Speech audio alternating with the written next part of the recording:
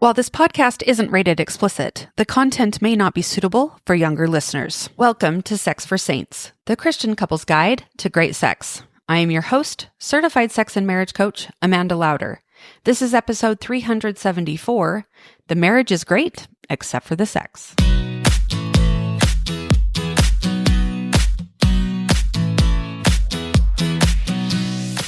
Welcome to Sex for Saints, a podcast for Christian couples. My goal with this podcast is to help enlighten, educate, and inspire you to understand yourself, your spouse, and your sexuality better. I talk about sex in a way you probably haven't heard before. I'm bold, I'm direct, but I keep everything in line with my strong Christian values. Are you ready? Let's go. Hello, everyone. Welcome back to the podcast. You've probably heard it, or maybe even said it yourself. Our marriage is great, except for the sex. It sounds like a small footnote, like something that's just slightly off. Not a big deal. We love each other. We're best friends. We rarely fight. We parent well together. We're a team.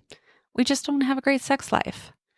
And while that may seem like just one little piece that's missing from an otherwise solid relationship, here's the truth. If sex is off, something else usually is too. Sex is rarely the only issue. It's just the most obvious place where other things are being revealed.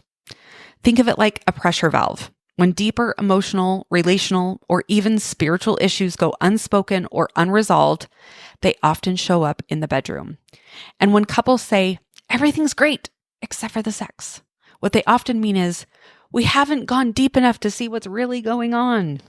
So today we're going to talk about that. Why this phrase is often a red flag disguised as a compliment. What's usually underneath that sexual disconnect, and how you can begin to rebuild something richer, not just in the bedroom, but throughout your entire relationship. So it's so easy to think of sex as a separate category, like it's one department of your marriage and the others are working just fine. But sex is never just about bodies. It's about connection, vulnerability, power, communication, selfhood, emotional presence, trust. So if sex is struggling, it's not just a low libido issue or a technique problem. It's often revealing something deeper. So let me give you an example. A couple comes into coaching. Let's call them Rachel and Jared. They say, we get along great, but we haven't had sex in over a year. It just doesn't feel important. We're busy, we're tired, but we're still really close. But as we start to talk, it turns out they don't really have real emotional conversations. They avoid conflict. They parent well together and function well as a team, but they rarely express desire, frustration, or even personal longing. They don't argue because they both agreed, without saying it, that peace is safer than depth. But sex requires depth. It requires emotional exposure. If you never fight, you're probably also never really risking. And sex without risk or passion becomes flat or just disappears entirely.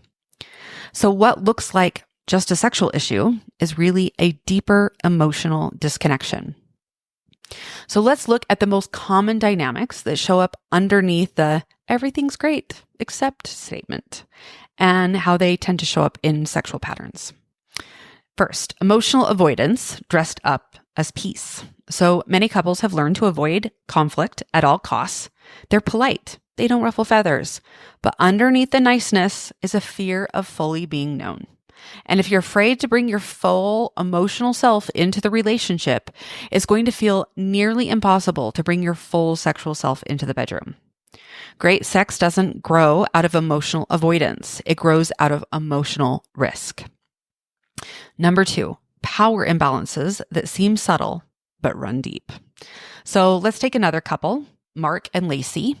Mark's easygoing but likes control. He decides most of their schedule. He leads the family decisions, and she tends to just go with the flow. She says she doesn't mind. But in bed, that same dynamic plays out. He initiates, he sets the pace, he even chooses the positions and the rhythm. She participates, but never leads. And over time, sex starts to feel like something done to her, not with her. She isn't unhappy, but she's disconnected. Sex reflects the power dynamic of the relationship. And even when everything looks balanced, Subtle imbalances can leave one partner emotionally and sexually unseen.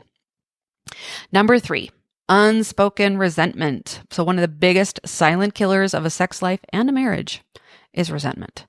Maybe a wife is carrying the emotional and physical labor of raising the kids, managing the home, and coordinating everyone's schedules.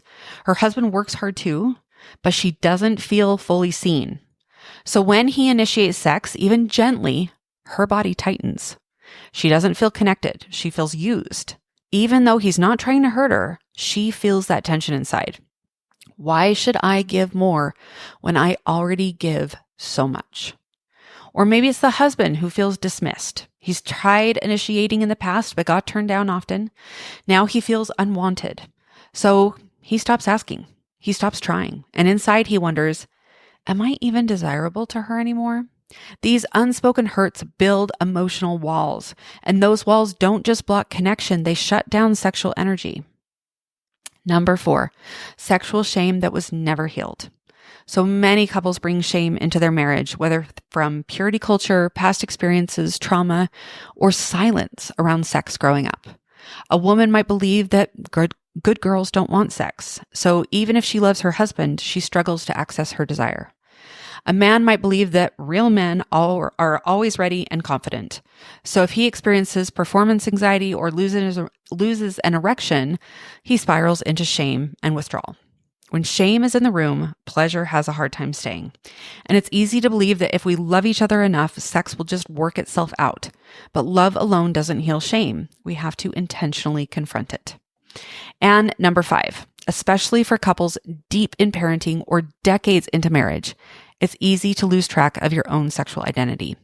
Your partners, parents, teammates, but you're not lovers anymore. Not because you don't love each other, but because you've lost contact with your own pleasure, your own body, your own desires.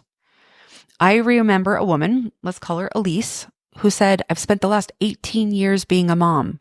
I don't even know what turns me on anymore. I'm not sure I ever did. That's not about technique. That's about selfhood. And rediscovering that part of yourself is a path to rediscovering each other. There are only a couple days left to sign up for your Strengthen Your Marriage class. We start June 23rd. So if you've been wanting deeper connection, better communication, and a stronger foundation in your relationship, now's the time. Over 3 powerful weeks, you'll learn how to cleave, counsel, and labor together in ways that strengthen not just your marriage, but your partnership for life. Don't wait. Grab your spot before registration closes. Go to amandalauder.com/strengthen. So if any of those resonated with you, or just the topic of, everything's great except for the sex, if that sounds like your marriage, you're not alone. But here's the good news. This isn't the end of the story. This is an invitation to go deeper. First, stop seeing sex as a separate issue. Stop treating sex like it's its own isolated problem. It's not. It's the mirror of the emotional, mental, and spiritual life of your relationship. If sex is off, ask, where are we avoiding real conversations? Where am I not showing up fully in this relationship? What needs or desires have gone unspoken? The more honest you get, the more possibility opens up. Number 2, have courageous conversations. This isn't about scheduling sex or trying a new toy. Now, those things can help, but they won't fix what's foundational. You have to talk about deeper things. I don't feel seen in our day-to-day life. I want to feel wanted, not just needed. I want to rediscover pleasure, but I need space to do it slowly. I feel like I've lost myself, and I want to find my way back. These conversations are vulnerable, but they're also really sacred. Third, rebuild emotional connection on purpose. Start with non-sexual touch. Start with real conversations. Start with presence. The deeper the emotional connection, the easier it is for sexual desire to emerge naturally. Ask each other, when did we feel the most connected? What are we avoiding right now? What do you wish I knew about your relationship with sex?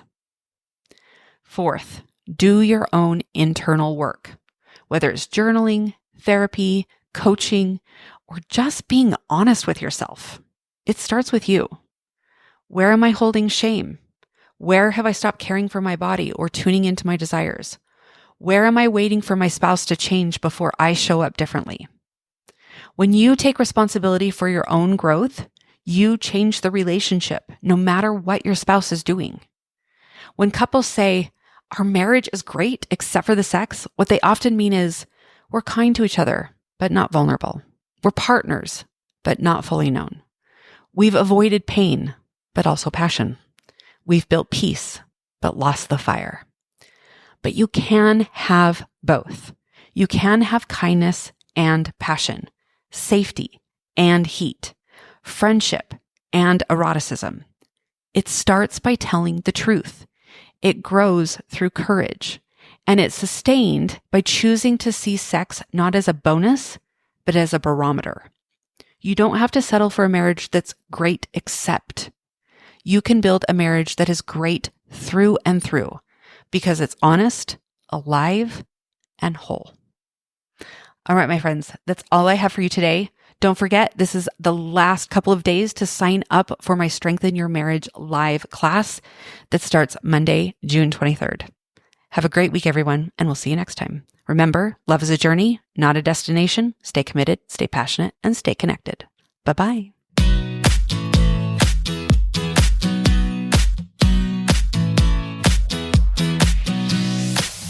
Like what you're hearing on this podcast? Make sure you hit subscribe so you don't miss a single episode. Don't forget to leave me a review and share it with your friends.